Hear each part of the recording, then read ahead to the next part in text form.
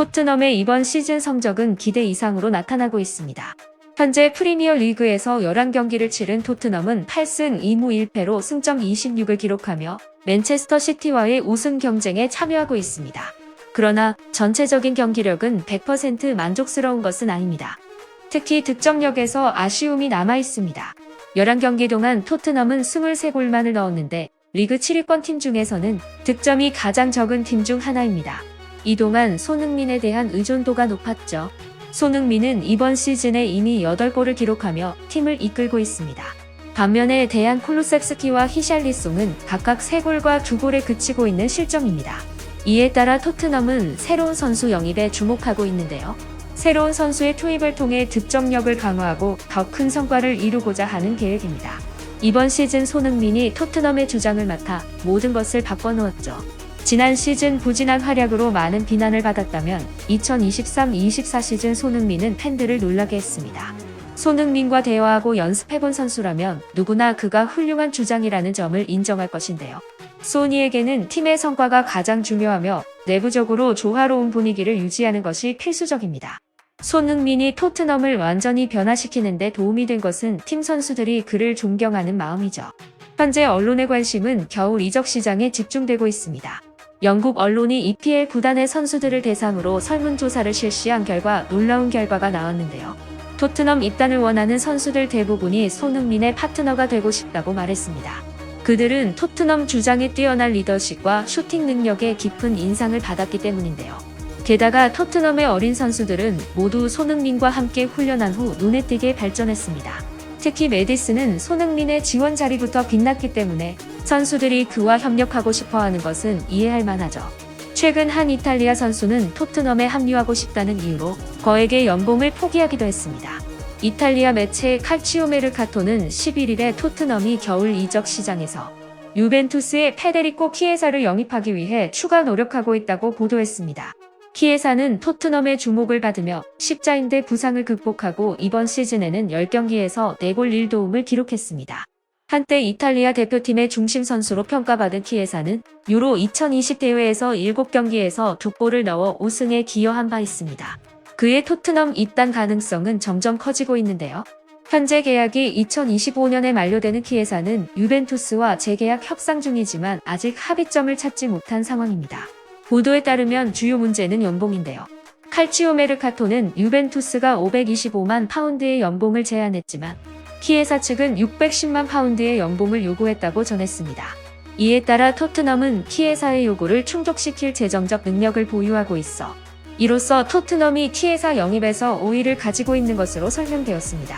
키에사는 최근 이탈리아 언론과의 인터뷰에서 토트넘 주장 손흥민을 언급했습니다. 난 여러 프리미어 리그 클럽에 합류하라는 초대를 받았고 물론 그들은 제가 원하는 연봉을 받을 수 있다고 말했다. 현재 가장 협력하고 싶은 구단은 토트넘이다. 연봉이 조금 낮아져도 받아들일 것이 아닌데 손흥민과 협력할 수 있는 기회가 있으면 된다. 실제로 토트넘은 키에사가 요구하는 연봉을 완벽하게 충족할 수 있어 그의 바람은 아마 이뤄질 가능성이 큽니다. 키에사의 발언은 이탈리아 언론에 큰 반향을 불러일으켰고 손흥민에게도 더 많은 관심이 쏠리기 시작했는데요. 키에사 역시 손흥민의 축구 플레이 능력과 천재적인 리더십 능력에 감탄했습니다. 앞서 이탈리아 골키퍼 비카리오도 토트넘 주장을 여러 차례 칭찬한 바 있는데요. 시즌 초반부터 제 역할을 잘 수행했지만 큰 주목을 받지는 못했고 최근 손흥민은 비카리오를 언급하며 칭찬하며 영국 언론의 주목을 더욱 끌었습니다.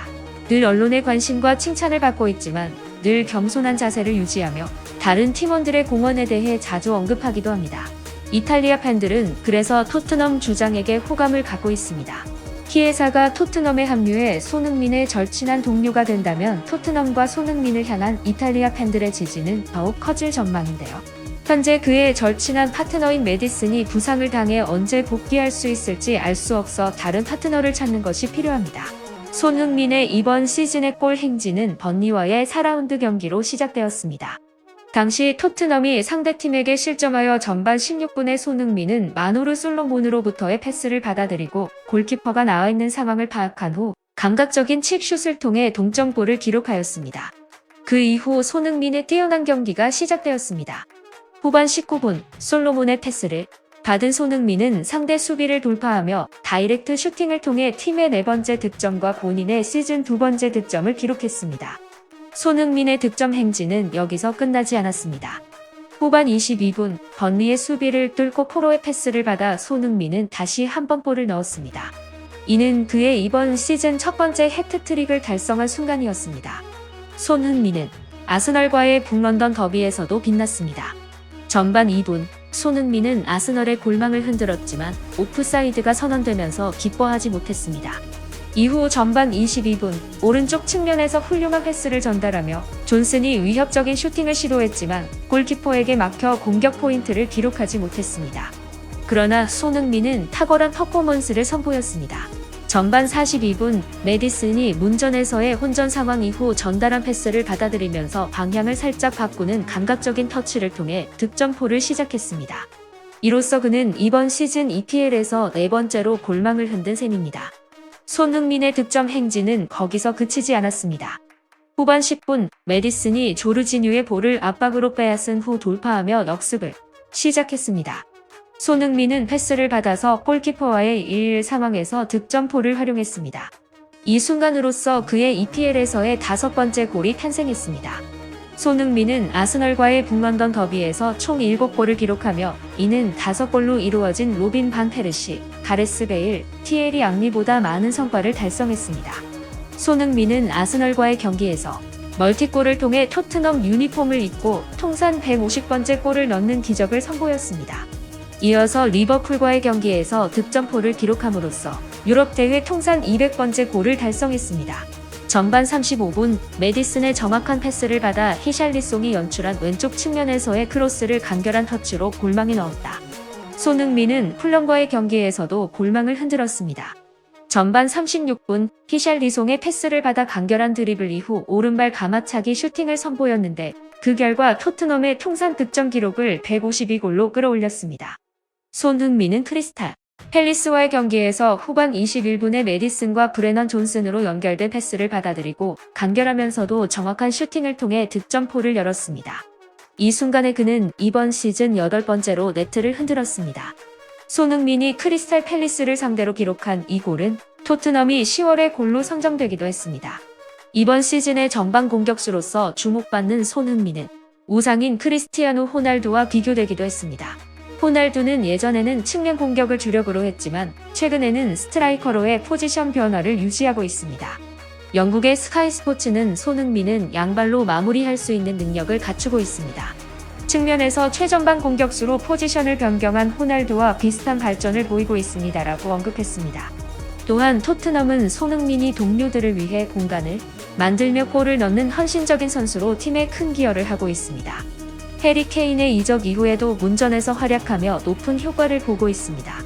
그는 터치의 비율이 10% 미만이었던 과거와는 달리 이번 시즌은 20%까지 상승했다고 덧붙였습니다. 포스테코글루 감독도 손흥민을 호날두와 비슷하게 평가하며 손흥민은 윙어로 시작했지만 정말 훌륭한 골잡이입니다.